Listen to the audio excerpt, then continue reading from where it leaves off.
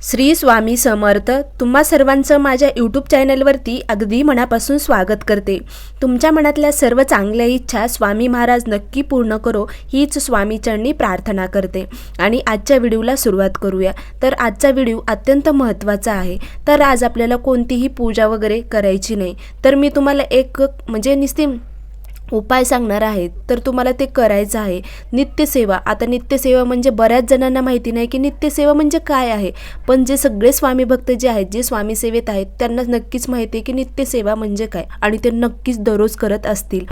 कारण नित्यसेवेमध्ये येतं की आपण देवपूजा वगैरे करणं, त्याचबरोबर आपण श्री स्वामी चरित्र सारामृत या ग्रंथाचं दररोज नित्यसेवेमध्ये 3 अध्याय वाचतो. त्याचबरोबर 11 माळी जप, तारक मंत्र. बरेच जण तर दुर्गा सप्तशतीचे पाठ देखील घेतात, मल्हार सप्तशतीचे पाठ घेतात.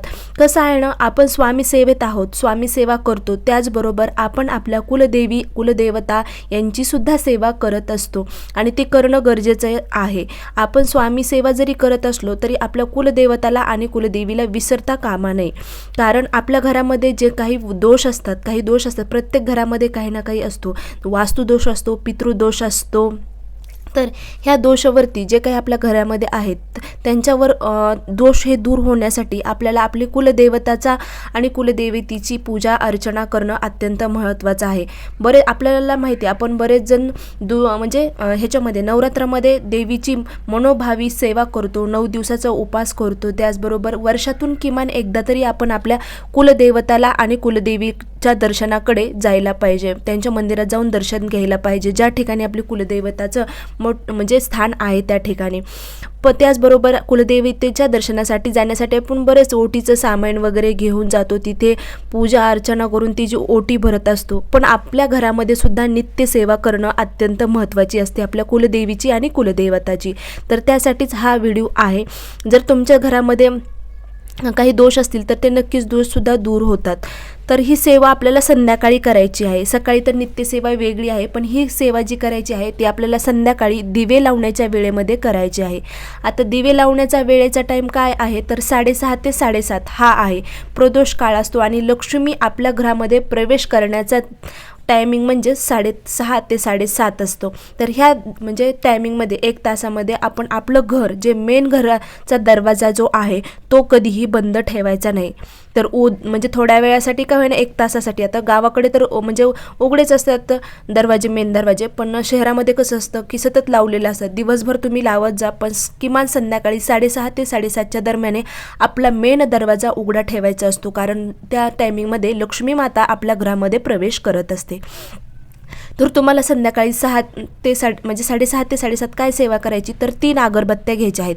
तसं तर आपण दिवे लावण्याच्या वेळेस आपल्या घरामधल्या देवघरासमोर दिवा प्रज्वलित करतो.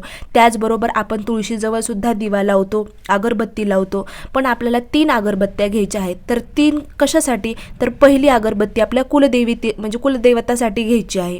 दुसरी अगरबत्ती हा पितृदोषासाठी घ्यायची आहे, आणि तिसरी जी अगरबत्ती आहे ती वास्तुदोषासाठी घ्यायची आहे.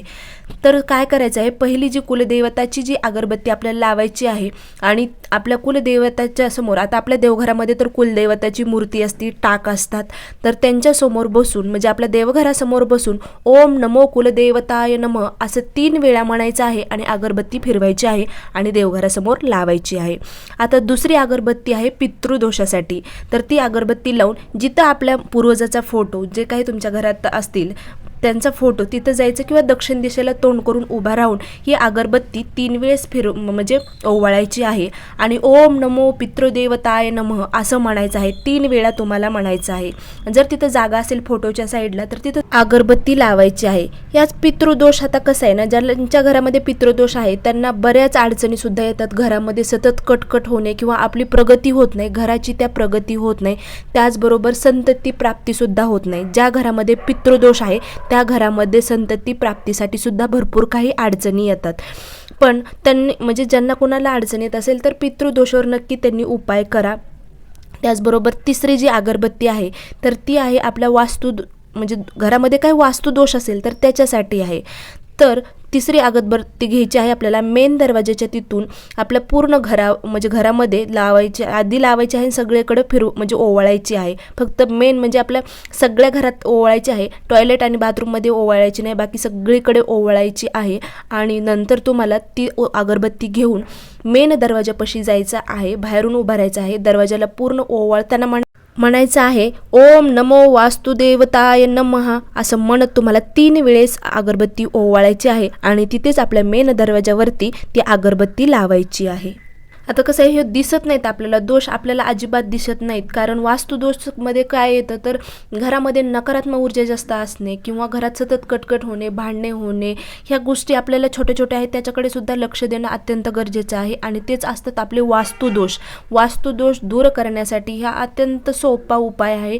तर तुम्ही नक्कीच हा उपाय करा. कुलदेवतेचा वास्तुदोष दूर करण्यासाठी आणि पितृदोष दूर करण्यासाठी हे आपल्याला सेवा करायची आहेत. संध्याकाळची 6:30 ते 7:30च्या दरम्यान तुम्हाला ही सेवा करायची आहे.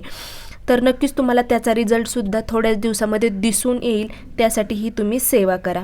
अत्यंत सोपी आहे आणि फक्त 3च तुम्हाला मंत्र म्हणायचे आहेत. मंत्र म्हणायचे आहेत म्हणजे तर फार काही अवघड नाही आहे. तुम्हाला अत्यंत सोपी अशी ही सेवा आहे, नित्य सेवा आहे. दररोज तुम्हाला संध्याकाळी 6:30 ते 7:30च्या दरम्यान ही सेवा करायची आहे. तर या प्रकारे आजचा व्हिडिओ होता. व्हिडिओ आवडला असेल तर नक्की लाईक करा, शेअर करा आणि सबस्क्राईब करायला मात्र विसरू नका.